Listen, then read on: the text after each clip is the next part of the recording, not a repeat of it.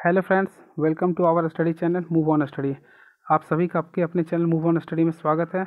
आज मैं आप लोग के सामने इस मूव ऑन स्टडी चैनल पर ब्लड चैप्टर लेके आऊँ, जो काफ़ी एग्जाम की दृष्टि से किसी भी एग्जाम कंपटीशन लेवल या एकेडमिक एग्जाम में काफ़ी इंपॉर्टेंट होने वाली है। तो उससे रिलेटेड फैक्ट्स लेके आया हूँ और थ्योरी भी लेके आया हूँ, जो आप लोग की डिमांड थी और मैं आज डिस्कशन करने जा रहा हूँ।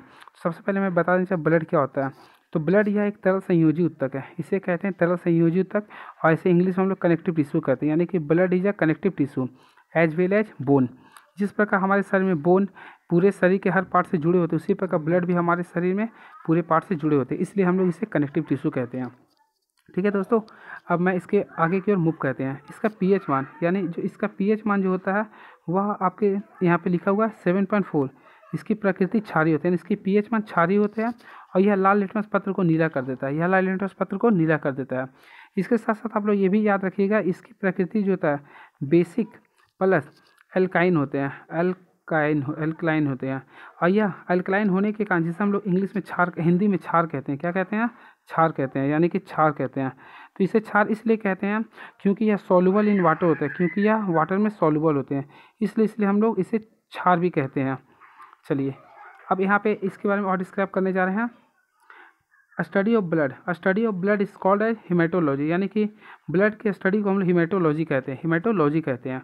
और इसमें ये नोट वाली करने वाली बात है, हमारे दोस्तों हमारी बॉडी में एक मेल में, यानी कि मेल में जो मेल और फीमेल, मेल में हमारे मेल और फीमेल, तो मेल में मैक्सिमम 5 से 6 लीटर तक ब्लड होते हैं और फीमेल में मिनिमम 4 से 5 लीटर ब्लड होते हैं।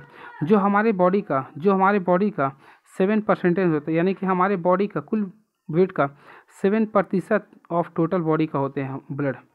चलिए ये भी याद रखिएगा दोस्तों। अब आगे की और बताने जा रहे हैं, इसमें ध्यान दीजिएगा। ब्लड जो होते हैं, ब्लड 3 सेल से बने होते हैं। ब्लड मुख्यतः 3 सेल्स के होते हैं, एक होते हैं आरबीसी, एक होते हैं डब्ल्यूबीसी और एक होते हैं प्लेटलेट।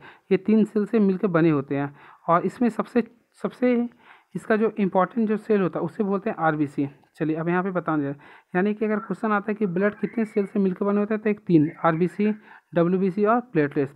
अब इसके बारे में और भी मैं डिस्क्राइब करने जा रहा हूँ, तो देखते रहिएगा। क्वांटिटी की बात की है तो हमारे बॉडी में जो ब्लड की होती है वो आरबीसी जो मिलियन मात्रा में होती है, प्लेटलेट्स जो होती है लाख में होती है, और आरबीसी डब्ल्यूबीसी जो होती है थाउजेंड्स में होती है। ठीक है, अब नेक्स्ट पिच की ओर मूव करते हैं, जो आप लोग ध्यान दीजिएगा। ये तो मैंने बता दिया, यानी डब्ल्यूबीसी जो होती है वो हमारे बॉडी में मिलियन के रूप में होती है और प्लेटलेट्स लाख के रूप में होती है और आरबीसी जो होते हैं 1000 के रूप में। ये ठीक है दोस्तों। अब आगे बताते हैं। आरबीसी जो होता है, मैंने अभी थोड़ा देर पहले बताया, आरबीसी खून की सबसे छोटी कोशिका होती है। आरबीसी खून की सबसे छोटी कोशिका होती है, इसलिए हम इसे मेन सेल कहते हैं, या फिर सबसे छोटी सेल होती है, इसलिए हम इसे मेन सेल कहते हैं। चलिए अब और आगे भी बढ़ते हैं। चलिए इसमें यह लिख रहा है आरबीसी, तो आरबीसी बारे डिस्क्राइब करने जा रहा है। आरबीसी का फुल फॉर्म सबसे पहले हमें जानना पड़ेगा। तो आरबीसी का फुल फॉर्म होता है दोस्तों, याद रखिएगा, रेड ब्लड सेल। क्या होता है? Red blood cell. तो रेड ब्लड सेल के बारे में पूरा डिस्क्राइब करने जा रहे हैं। तो यह आरबीसी का कार्य होता है ऑक्सीजन का स्थानांतरण करना। आरबीसी का कार्य होता है ऑक्सीजन का स्थानांतरण करना, जिसके कारण बॉडी में एक जगह से दूसरी जगह पर ऑक्सीजन ट्रांसफर होती है, इसलिए इसे हम लोग मुख्य कोशिका भी कहते हैं। और अगर हमें हमारे बॉडी का मुख्य सेल बोला जाए तो किसे कहेंगे दोस्तों? तो आरबीसी को कहेंगे। RBC is called main cell of our body. अब देखिए, आरबीसी का जो निर्माण होता है वो अस्थि मज्जा में होता है, यानी अस्थि मज्जा में होता है। आरबीसी का निर्माण कहाँ होता है? अस्थि मज्जा में। अब ये अस्थि मज्जा क्या होता है? अस्थि मज्जा हमारे शरीर का वह पार्ट्स होता है, यानी इसे कहते हैं ना the gapping parts of bone is called bone strain, यानी कि जो बोन के खाली जो स्थान होते हैं उसी बोलते हैं अस्थि मज्जा। यानी कि हड्डी के खाली स्थान को अस्थि मज्जा कहते हैं, जहाँ पर ब्लड का निर्माण होता है, यानी कि फॉर्मेशन ऑफ ब्लड कहाँ होता है? अस्थि मज्जा में होते हैं। तो आप लोगों को मैं एक चित्र के माध्यम से बता दें, मान लो ये ब्लड है, ये बोन है। इस एक चीज़ ये हमेशा ही याद रखिएगा कि जो ब्लड का जो निर्माण होता है वह बड़ी हड्डी में होती है, ना कि छोटी में। तो इसी के अंदर, यानी ये अस्थि मज्जा, तो इसी के अंदर ब्लड का निर्माण होगा, ये जिसे अस्थि मज्जा कहते हैं। और जो भी ब्लड का जो निर्माण होता है वो आपका अस्थि मज्जा में होता है, बड़े बड़े हड्डियों में होती है, ना कि छोटे हड्डियों में। और इसकी जो मृत्यु होती है वह यकृत में होती है, जिसे हम लोग लीवर कहते हैं।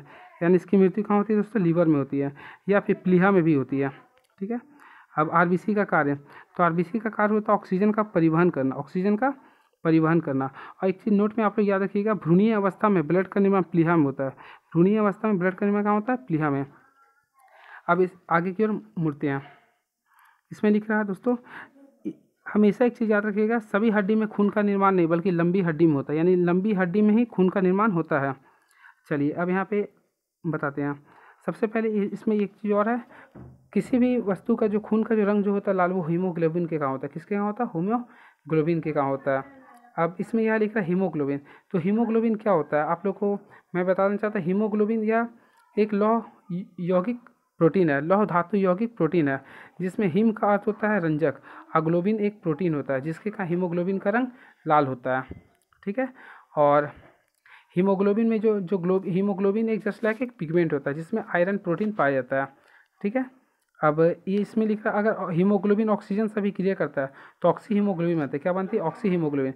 यही कार्बन डाइऑक्साइड से भी क्रिया करेगा तो कार्बो ऑक्सी हीमोग्लोबिन का निर्माण होता है। ठीक है। अब मैं इसमें यहाँ पे बताया हूँ, ध्यान दीजिएगा थोड़ा सा। ये देखिए हीमोग्लोबिन तो हीमो एक पिगमेंट की तरह कार्य करता है। हीमो जो है ना एक पिगमेंट की तरह कार्य करता है जो कि कलर प्रदान करता है।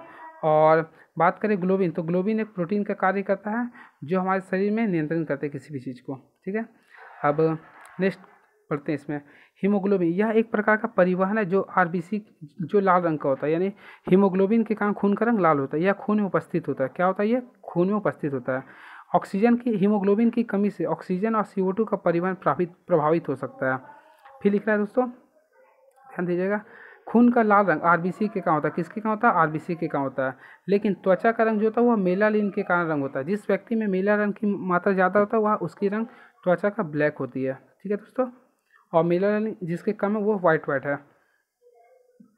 पौधे का रंग जो होता है वह पौधे का जो हरा रंग होता है वह क्लोरोफिल के कहाँ होता है? किसके कहाँ होता है? क्लोरोफिल के कारण। और पौधे का रंग पीला जयाफिन के कारण होता है। किसके कारण? जयाफिन के कारण। और हरा क्लोरोफिल के कारण। त्वचा का रंग मेलानिन के कारण, आरबीसी के कारण खून का रंग लाल होता है। चलिए अब आगे की ओर बढ़ते हैं। आरबीसी द्वारा हमारे शरीर का हार्मोन एक स्थान से दूसरे स्थान तक पहुंचाया जाता है, यानी हमारे शरीर में जो हार्मोन जो एक स्थान से दूसरे जगह पहुंचाता है उसे कौन पहुंचाता है? आरबीसी। इसको इंग्लिश में बोलते हैं रेड ब्लड सेल। चलिए फॉर्मेशन चलते हैं हम। तो यहाँ पे ध्यान दीजिएगा, खून को मेनली दो पार्ट्स में बांटा गया है, एक प्लाज्मा में और एक रुधिराणु। यानी कि रक्त के तरल भाग को ना हम लोग प्लाज्मा कहते हैं, जो हमारी बॉडी में 55 से 60% के बीच होते हैं। और बाकी जो खाली स्थान बचे उसको रुधिराणु कहते हैं। ये इसी रुधिराणु का पार्ट्स होता है 3। रुधिराणु 3 पार्ट से मिलकर बने होते हैं, अर्थात सेल से मिलकर बने होते हैं। इसे हम लोग सेल भी कह सकते हैं, यानी कोशिका। एक होता है आरबीसी, एक होता है डब्ल्यूबीसी, एक होता है प्लेटलेट्स होते हैं। और हमारे शरीर का जो रक्त दाब होता है वह 120/80 mmHg होता है। ठीक है। अब आगे की ओर बढ़ते हैं। इसमें ये पूरा डिस्क्राइब कर देते हैं। आरबीसी, डब्ल्यूबीसी और प्लेटलेट्स। आरबीसी का आकार गोल होता है जिसे एरिथ्रोसाइट्स कहते हैं। डब्ल्यूबीसी का कोई आकार निश्चित नहीं होता इसलिए ल्यूकोसाइट कहते हैं। और प्लेटलेट्स का आकार जस्ट लाइक उत्तल जैसा होता है इसे थ्रोम्बोसाइट कहते हैं। अब आगे की ओर हम लोग बढ़ते हैं। यानी कि इसमें एक चीज़ और मैं बता देना चाहता हूँ, प्लाज्मा के बारे में डिस्क्राइब तो नहीं किया लेकिन मैं आप लोगों को बता देना चाहता हूँ। प्लाज्मा, सबसे पहले प्लाज्मा को हम लोग हमारे ब्लड का लिक्विड पार्ट्स होता है। ये क्या होता है दोस्तों? लिक्विड पार्ट होता है, यानी कि रक्त के लिक्विड पार्ट्स को हम लोग प्लाज्मा कहते हैं। और इसका रंग जो होता है हल्का पीला रंग होता है, येलो जिसे बोलते हैं। ठीक है।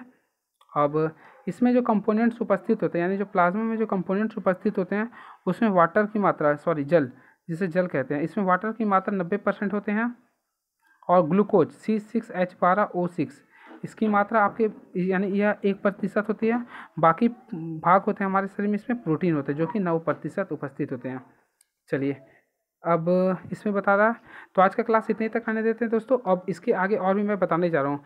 इसमें थोड़ा सा डब्ल्यूबीसी बाकी रह गया, तो डब्ल्यूबीसी बारे में डिस्क्राइब कर देते हैं, आप लोग देखिएगा। तो डब्ल्यूबीसी का सबसे पहले फुल फॉर्म, डब्ल्यूबीसी का जो फुल फॉर्म होता है वह वाइट ब्लड सेल होता है या कर्पल्स बोल सकते हैं, यानी कनिकाएँ के रूप में बोल सकते हैं। और डब्ल्यूबीसी का कार्य होता है संक्रमण रोगों से बचाना, इसी में इम्यूनिटी का वर्क कार्य करता है। अब इसका 3 पार्ट्स होता है, मेनली इसका 5 टाइप्स होता है लेकिन अभी 3 का मेंशन किया गया। एक होता है एंटीबॉडी, तो एंटीबॉडी हमें रक्षा प्रदान करता है। एक होता है लिम्फोसाइट। हाँ दोस्तों, मैं ये बताना चाहता हूँ एंटीबॉडी जो कि रक्षा प्रदान करती है, लिम्फोसाइट को टी सेल कहते हैं। और मोनोसाइट यह सबसे बड़ी डब्ल्यूबीसी का सेल होता है। ठीक है, मोनोसाइट होता है, यहाँ भी क्वेश्चन बनती है। और रक्तदाब की बात की तो मनुष्य के शरीर का रक्तदाब कितना होता है, अभी मैंने आपको बताया 120/80 mmHg होता है। अब इसके साथ कुछ और एक्स्ट्रा फैक्ट्स बता देना चाहता हूँ, ध्यान दीजिएगा। अगर आप लोग के शरीर में साइज के अकॉर्डिंग बात किया जाए तो सबसे ज़्यादा जो साइज में होता है वह WBC होते हैं। उसके बाद प्लेटलेट्स होते हैं, क्या होते हैं दोस्तों, प्लेटलेट्स होते हैं। अब उसके बाद होते हैं RBC। चलिए ये चीज़ याद रखिएगा। और RBC जो होता है ना, खून की सबसे छोटी कोशिका होती है। RBC खून की सबसे छोटी कोशिका होती है, जिसका फॉर्मेशन होता है अस्थि मज्जा में होता है। अस्थि मज्जा मैंने आपको अभी बता दिया था। और इसकी मृत्यु जो होता है लीवर में होती है, लीवर में होती है, ठीक है। और स्प्लीन को ब्लड बैंक ऑफ RBC भी कहते हैं। चलिए बस आज का हमारे क्लास में इतना ही रहा था दोस्तों, और कैसा लगा आप लोग ज़रूर बताइएगा। Thank you so much. सब please like and subscribe my